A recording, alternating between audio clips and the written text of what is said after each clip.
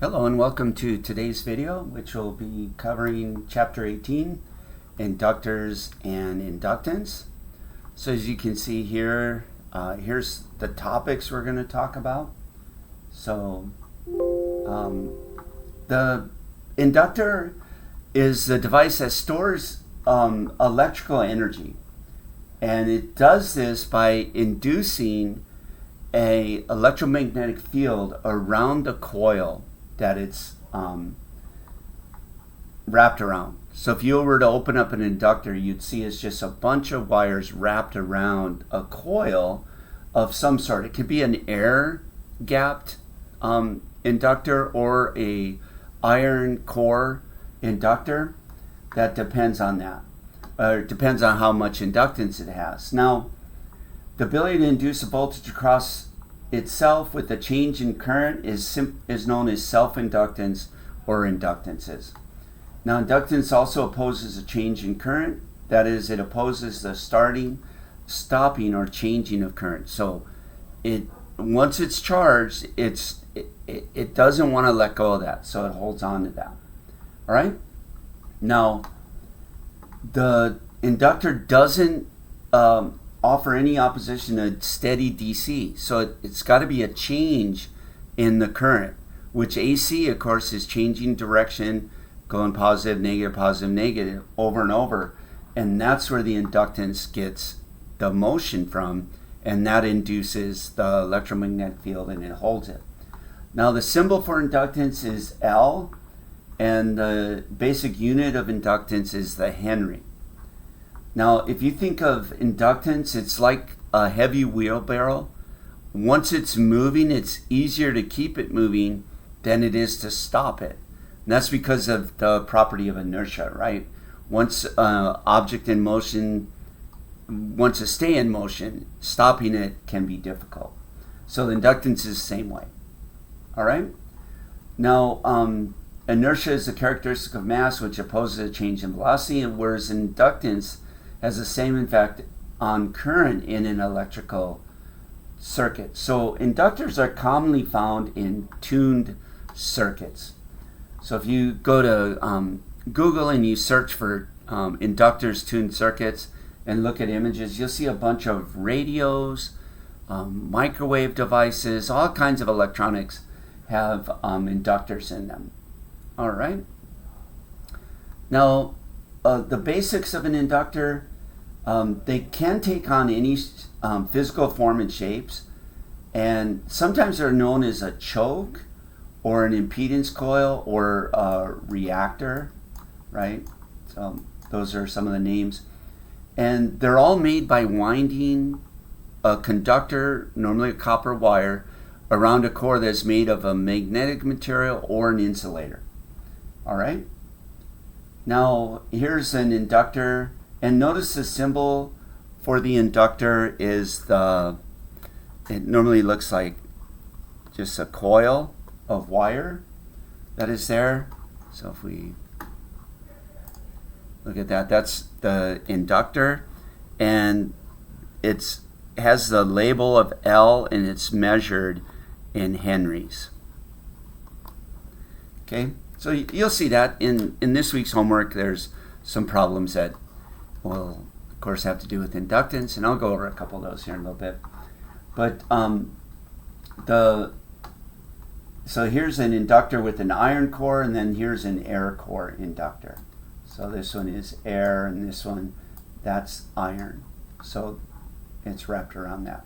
And notice the symbol with the iron core, they normally show the bars above it. Now, the greater the number of the turns, the higher the permeability of magnetic core, a larger core cross-sectional area, and a shorter coil length are all factors that will increase inductance. Okay? Now, even a perfectly straight length of conductor will have some inductance, and current in a conductor produces a magnetic field, right? We talked about that in chapter 16 and 17. And if the current changes, so does the magnetic field. And that change in motion between the magnetic field and the conductor itself produces the electromagnetic force. So this EMF is called self-induced EMF because it's induced with itself.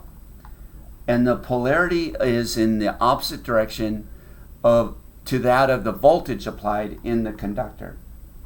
Now in AC, a circuit that contains AC voltage source and an inductor, variations in current result from instantaneous voltage changes would induce and maintain a counter EMF across the inductor. Okay? Now at DC, the current would change only when it starts or stops. So there's no change in the current direction. So it's only when it starts up and stops, that would be the directional change. All right, so here's an example of the self-inductance. So here is our inductor here.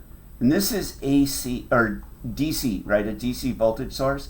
So when we close this switch, it's going to, the current's going to flow through the inductor and produce an opposite induced voltage, opposite to the current flow here. And it's going to stay there. And then once it's open, the current flow is going to go the other direction and induce it the opposite way.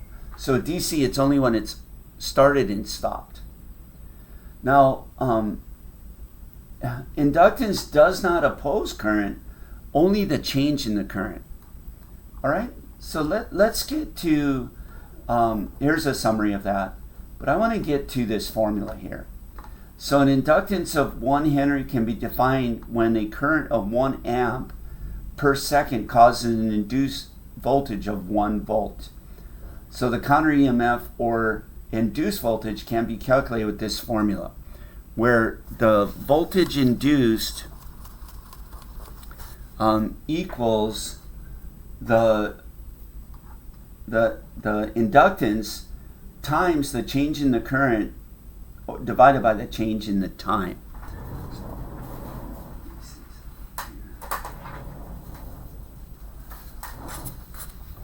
All right, so the homework this week is going to work with this problem here. Now, with this formula, so let me change my camera here.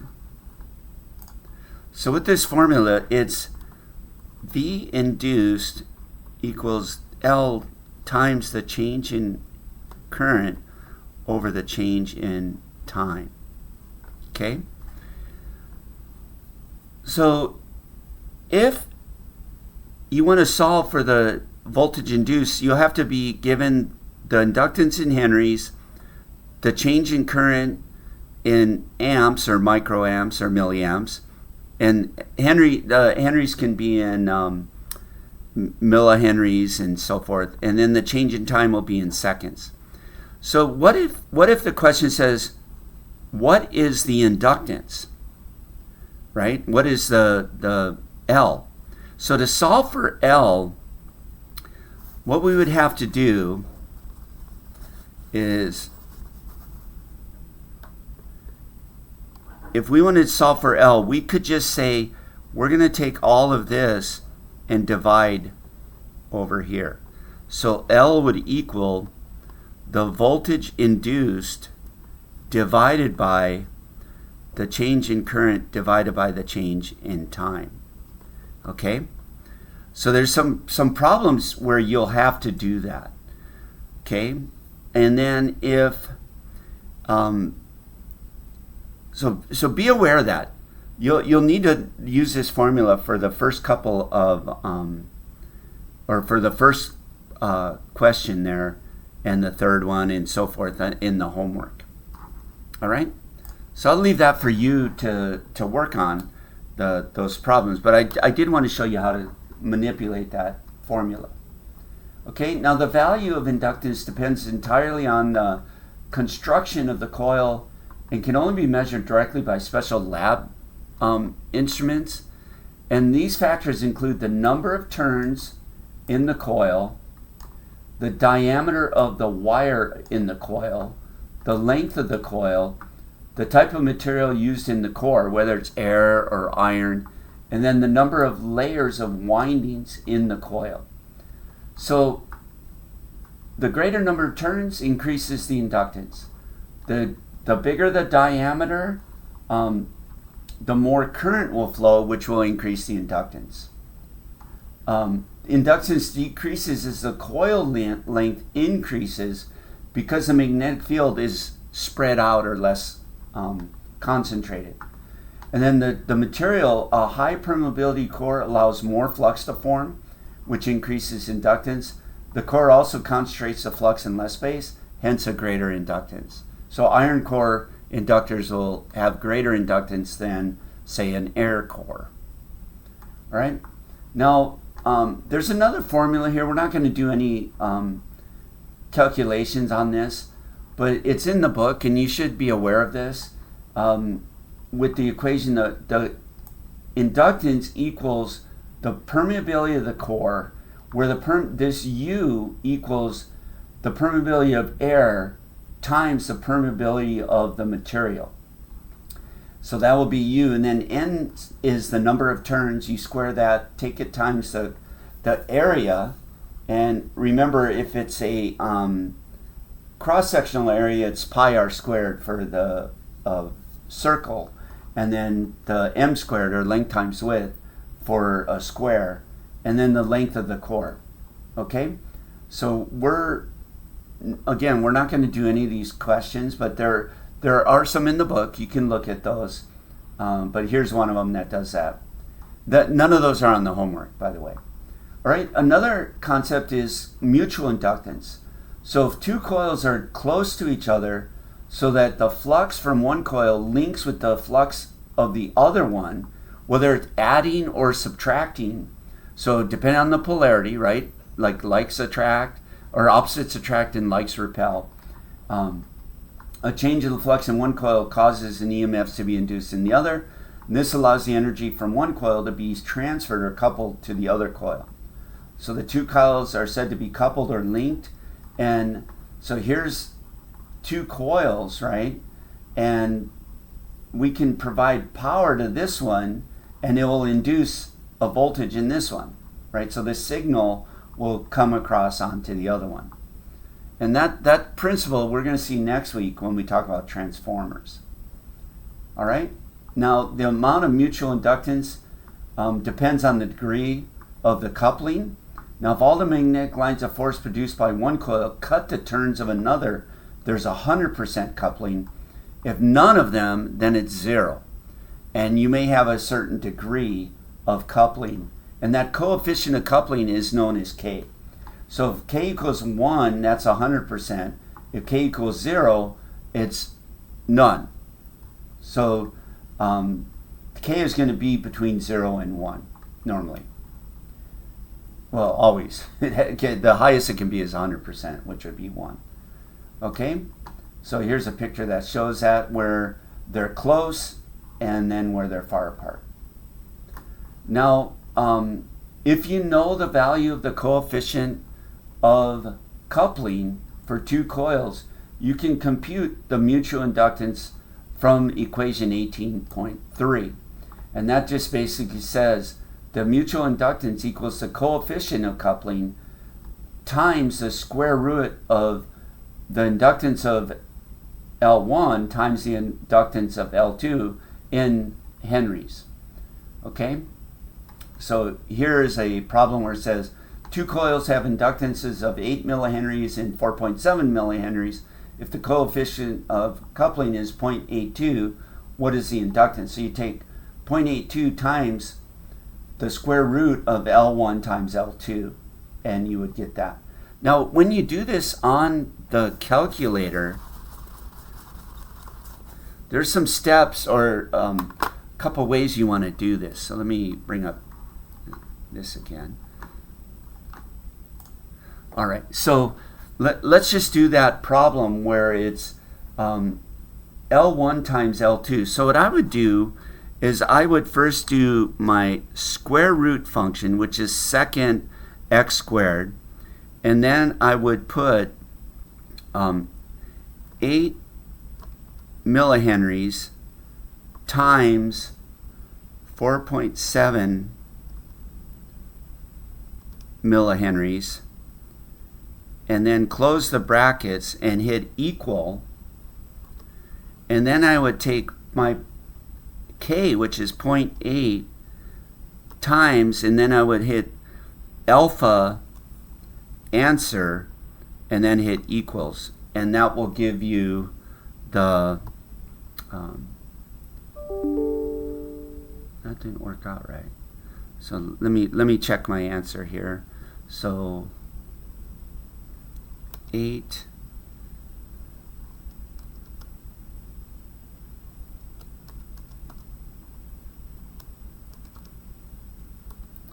and then I'm going to take the square root of that,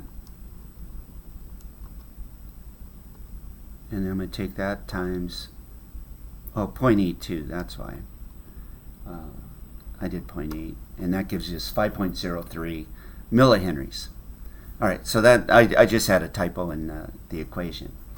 All right, so when you're using your calculator, you're going to have to learn how to use the square root and parentheses and order of operations. So remember, on order of operations, you want to do the inside first, and then you want to do the square root, and then you want to multiply that times the coefficient. All right. Now, inductors are usually classified by the type of core. So air core means that there's air in the middle. Iron core means it's iron. Now remember, with iron we have that hysteresis effect and eddy current losses. So iron has a large permeability, and it can have large inductances, and losses are mitigated. So they'll laminate the core to mitigate the losses. Okay, then there's powdered iron core, ferrite iron core, and so forth. Toroidal. This type of coil gets named from the shape. So it's the circular one. You'll see that on a lot of radio systems. We'll have toroidal coils. You can have movable cores where the core can actually be adjusted. Printed circuit board cores. These are spiral or copper foil printed on a circuit board. So a lot of microwave devices will have those printed on the actual printed circuit board. And then here's a table. This is right out of the textbook that shows you what a description is and then where you'll see it. So like toroidals are provide higher impedance and lower loss, and then air coils are used in tuners and other radio frequency tank circuits, and so forth. All right, so now let's compare inductors to resistance or current or voltage. So in a series circuit, the inductors add up. So just like the resistance, right? R total equals R1 plus L2, R2 plus R3. It's the same with the inductance. So in a series circuit, it's just a sum of all the inductance. Whereas in if you have mutually coupled coils, if they're aiding, which means that the inductances are going to add, you add them, and if they're opposing, you'll subtract them. Okay, so there's some problems in the homework where you'll actually do that. So it'll tell you if they're aiding or subtracting. So two mutually coupled coils with 50 millihenries and 35 millihenry inductances are connected in a series aiding connection. If K equals 0.81, calculate the equivalent reduction. So first thing we have to do is get this Lm with this formula, M equals K times the square root of L1 times L2. Once you get that, it says mutually coupled in series aiding. So then we're going to take plus 2 times this Lm and then add L1 plus L2 plus 2 times Lm, and that's how you get the value there. Okay? And if they're in parallel, it's the same as resistance in parallel. So it's just 1 over the reciprocal of L1 plus L2 plus L3 plus L4, or all the way out, and then you just take 1 over it. So if you think back to your Ohm's law of your DC circuit class, it's the same as a parallel resistance. All right? So here's 3 inductors that are connected in parallel. Find the equivalent. So you just take 1 over L1 plus 1 over L2 plus 1 over L3, and you calculate it.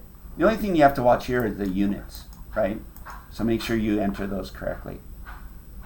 All right. Now, the last part of this section is talking about the amount of energy stored, okay?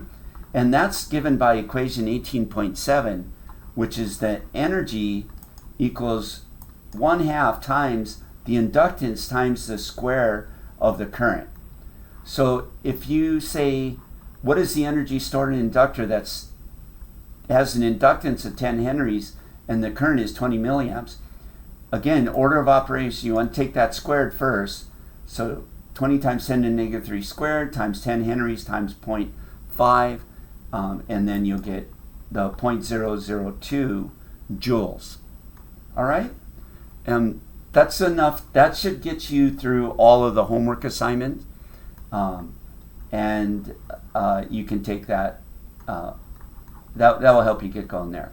All right? So there's a few more slides here that talk about stray inductance, inductor losses and faults, and then finally an open inductor is easy to detect because the ohm meter will give you like 25% of the failures will be an open inductor. So if you take your multimeter across an inductor, you won't get continuity, but you'll get a relatively low amount of resistance. So if you check that and you get an open, then you know that's the inductor has failed. If you see a short, that means with an ohm meter is almost impossible as the resistance change is so small. All right, so that's chapter 18 and some hints for getting to the homework. So let me just show you another formula here. So, and I'll just do the math here. So if we know that the energy is 1/2 L times I squared, and it says what is the inductance? So again, if we solve for L, so L is going to be, if we take 2 times both sides, we'll have 2E, and that will go away. And then if we divide by I squared, that's going to leave us with L. So L equals 2 times the energy divided by I squared. So that will help you do that. Because I'm not sure how much algebra you've had, so I just want to show you how to formulate these. So if it says like number 19 says an inductor is storing 0.005 joules if the current is 100 milliamps, what is the inductance? So you have to solve for L. All right?